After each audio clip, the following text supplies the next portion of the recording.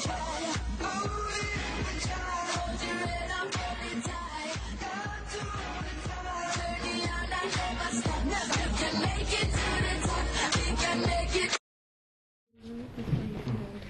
morning and welcome back to CVM at Sunrise and a special welcome to Teen Talk.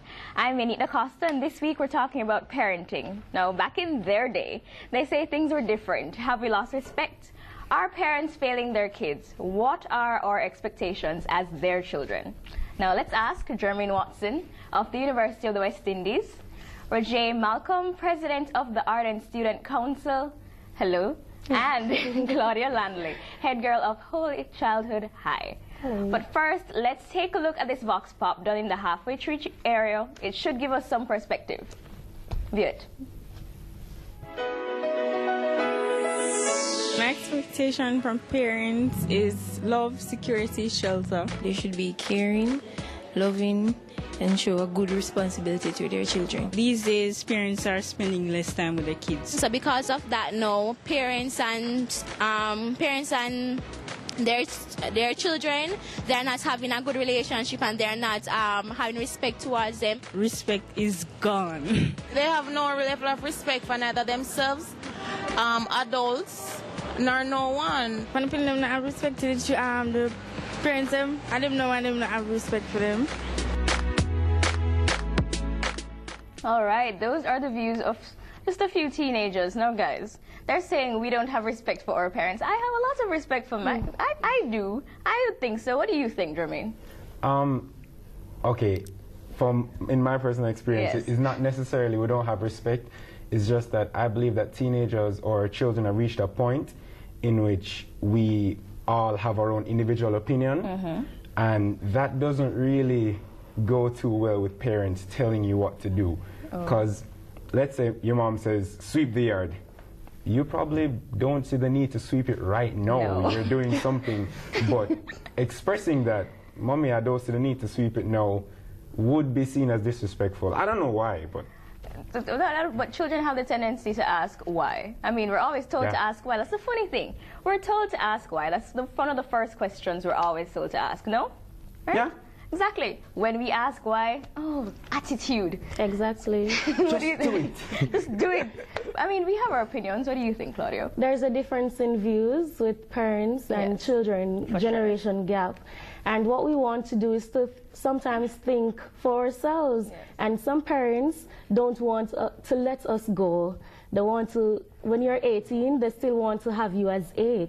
And so they don't really want you to think for yourself. And when you go against what they say, they think it's disrespectful. When it's really not disrespectful, but just being an independent teenager. Just basically coming into your own. Into your own. Okay, so now, Roger, what about this transition between, like Claudia was saying, transition between being a child and becoming an adult? What is the parent's role in that transition?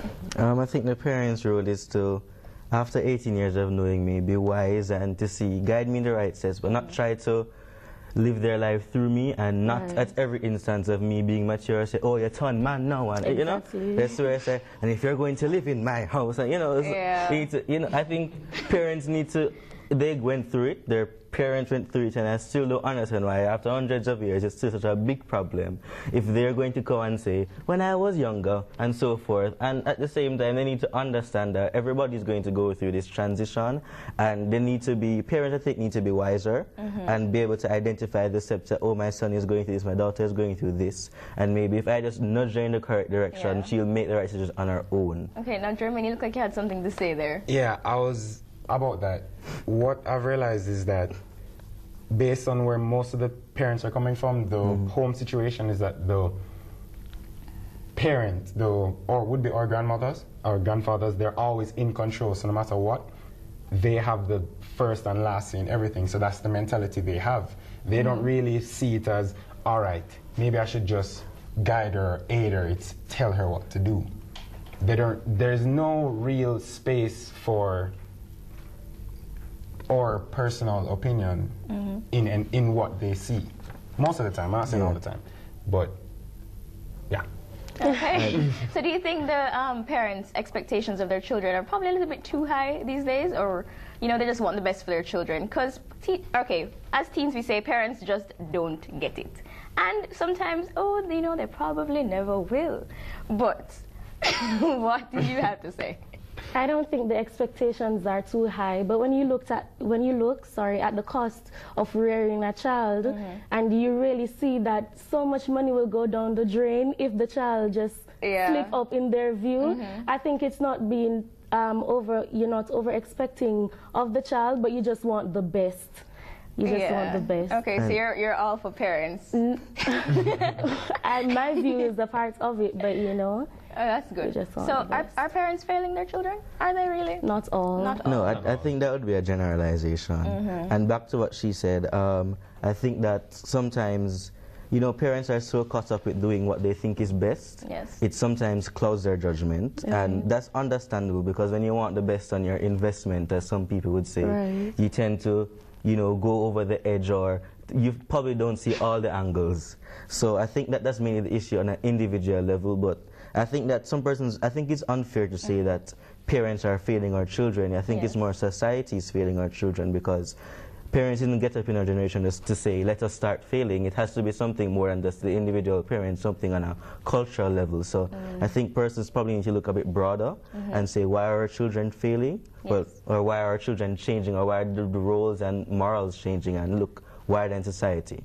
Well, before, when we were just, you know, wrapping just the four of us, Claudia was saying that the majority, well, not the majority, sorry, the general ideal idea of the family is nuclear family, right? That's what's seen as correct. But in the Caribbean, you'll notice that it's usually single parents and extended families. Right. Now, what are your views on single parents? Is it okay to have a single parent family? Is there nothing lacking? In a general sense, you would be seen as something is lacking, but as an intelligent individual pointed out to me that there are certain single parent situations in which it extends beyond the extended family situation to the point where close family, friends, people at work, everybody comes together and creates one giant community in which everybody is a parent for everybody else. It takes a village to raise a child, basically. Yeah. Okay. Right. Okay. So is there a real big difference between single parent families headed by the mother or the father? Is there a huge difference? To me, to say it's a gender-specific thing, I would think it's a bit backwards or a bit ignorant. Yes. I think that it comes down to the individual's personality and their parenting skills, because many times you have a father who can fulfill the roles adequately, or a mother, say me, but I think that once again it goes back to society. Why do we have more females? It's more than just a gender issue, it's a societal issue. Yes. So, but I do think that single parent homes do get a bad rap sometimes. Persons looking for an excuse for, I've heard so many things, why our boy is not doing well, oh, it's because of single parents. Oh, there's no man I just think that that's just a bit one-track mindedness. There must be more in society than having one man in the house that can change a whole gender. Yeah. So I think that persons need to stop looking for such easy excuses and look at the bigger issue and the bigger problem. Yes. I agree, because I think our males are being marginalized, and because some women, you'll hear them say, I don't want him to go to the market because he just takes anything. Unlike a female now who wants to go to the bottom and ensure that the carrot is okay, the males will just take anything. And I think there's a type of prejudice against our males to say that they can't handle. Well, you have some males who really does a good job. Yeah, I heard German over here like, no. Yeah, because you got to care about produce. I'm just saying. I agree. I agree. But I'm glad that there are males here, you know, that's putting out their idea, their point of view as far as male marginalization goes, you know? Because, I mean, I personally don't think males are that marginalized, really and truly. I think everyone's given equal opportunity, and it's, like you said, a societal issue, why some problems are brought forward and others are brought back. But what are the general things parents you think should teach their children to prepare them for our society?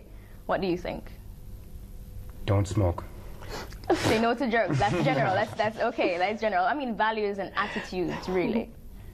The proper values and attitudes, what are the proper values and attitudes? Respect for self, respect for others, respect for property. Parents should teach children to have a high self-esteem, to believe in themselves. And what it is that in the home we're supposed to commend the child for the good and continue commending them, because in the homes what you really find is that if I do bad today, it lives with me till next week, the next month, and then you hear last week you did this, last week you did that. Did this. Do you remember that? Exactly. That kind of thing. And for example, if you're a honor roll student, you come home with the plaque and it's always there on the dresser, but no one remembers that to say, you know, you were on a roll last year. I remember. You know, so we should really teach self-esteem, to believe in yourself, you know, to value life, value money. Value for money is one thing that we need to be taught. Definitely, I'm going to say in these times and in this country. On that point about the parenting, and teaching values shouldn't be like school. It should be something that parents exhibit, because when you're talking about values and morals, talking about when you that's primary socialization at the family right there, and it's not going to go, okay, here's time to learn your values in a whiteboard and tick off value for money, respect. No. I mean, children learn by example. Exactly, really. and mother will tell the child, don't tell lie, never tell lie. But when our friend comes to the gate, where's mommy? Tell her I'm not here. Exactly, Tell her I'm in the bad. And then so they get it in their head that, oh, it's okay to lie when you want to get out of something. White lies. Exactly, and it's these little things that parents teach, not knowing that they're teaching it to their children, that really are going to have a lasting effect. So I think also the value of an education and parenting education, I think, is important. Because many parents, if you just were to show them to, when you do this, here is the result, and show them that you're actually socializing your child right here, they may go to school and get taught formal education, but for them to function in society and to become a valuable citizen, certain things need to be instilled in them, and those things aren't going to be instilled by giving them a textbook or having a lesson. It's going to be as they go on and they form their person and seeing what's around them. Also, one thing that I think really needs to be done is that most people in our generation today, parents especially, need to develop the ability to reason at a certain level, because things are no longer cut and dry as they know it. Children have an opinion now, so you need to be able to sit down, talk to each child and compromise. Amen. Because children are really, really intelligent nowadays. Exactly. Yes, they are. Everybody has an opinion. Are. Yes. So people just need to sit down and be able to reason and have that type of conversation. And you know, the funny thing about that is, parents themselves teach us how to reason, so other persons don't take us for fools. Exactly. Yet they don't facilitate it. I don't get it. I'm sorry. I am mind blown. Why is it every day? Every day. It's so sad. But what about parents that are actually children? Children having children. What about them? They don't know the values and attitudes. They don't have that from their parents. And then what are they passing on? Really? What do you think? That's a good question. What are they passing on? They're our age, no? Yeah, they are. They are our age, and we're still trying to figure this stuff out. So I'm wondering, when they have their children, what are they going to teach them? They're still going to pass on the same confusion?